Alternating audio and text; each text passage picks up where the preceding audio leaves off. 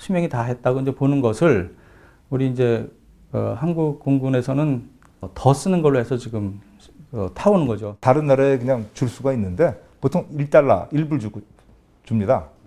거기에 타고 있는 조종사는 150억짜리 조종사.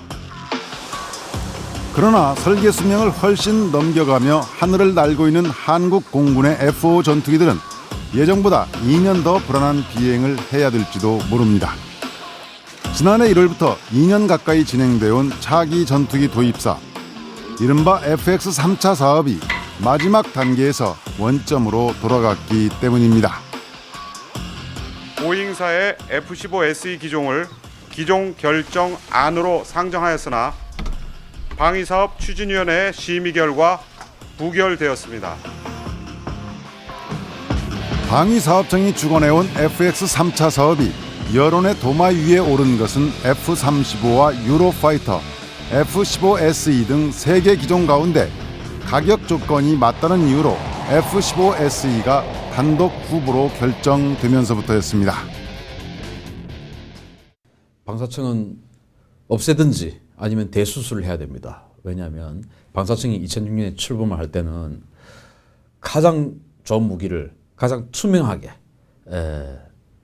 가장 적당한 가격에 사는 것이 방사청의 목표였습니다. 그런데 지금은 세월이 몇 년 흐르다 보니까 가장 좋은 무기라는 전제는 다 사라지고 없고 가장 저렴하고 가장 투명하게 사는 것만 남았습니다. 마침내는 역대 공군 참모총장들까지 F-15SE 도입에 반대하는 성명서를 발표하기에 이르렀습니다. 아무리 예산이 부족하다 하는 경우라도 어떻게 앞으로 40년간 우리 안보의 핵심 전력이 될 자기 전투기를 구입하는 사업에 있어서 성능은 따져볼 기회도 갖지 못하고 가장 값싼 항공기를 산다. 이건 좀 문제가 있는 것 아니냐. 그래서 이건 분명히 문제를 제기하고 시정돼야 되겠다 하는 차원에서 건의를 하게 됐던 겁니다.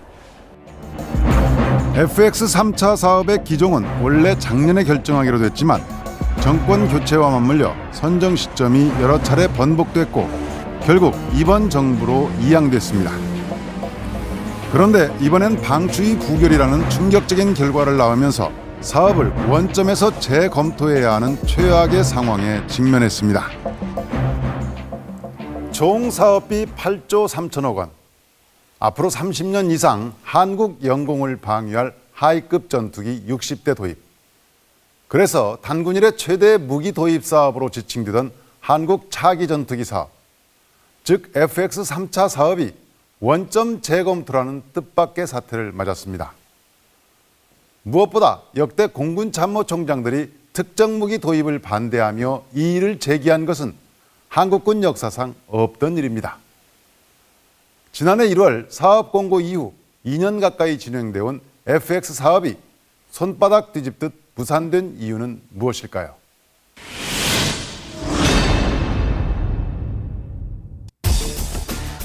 이번 FX 3차 사업은 미국 기종인 F-35와 F-15SE 그리고 유럽 기종인 유로파이터의 3파전이었습니다.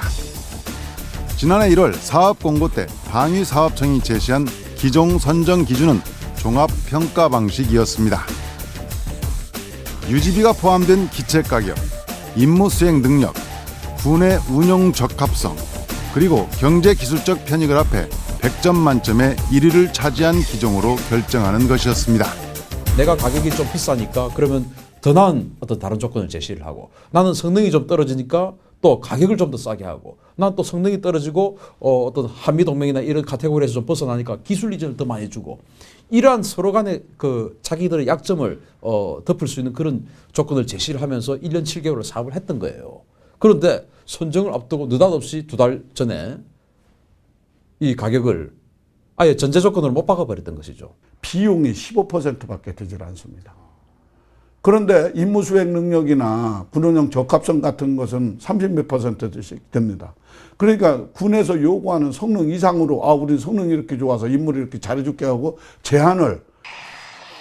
첫 번째 입찰 결과 세 기종이 모두 사업비 8조 3천억을 초과하자 엉뚱하게도 전투기 가격만이 가장 중요한 요건으로 떠올랐습니다. 그런데 당초 예산 책정부터 잘못됐다는 지적이 있습니다. 8조 3천억이 구성이 되는데 그중에서 순수하게 비행기값만 해서 5조 9,500억 원을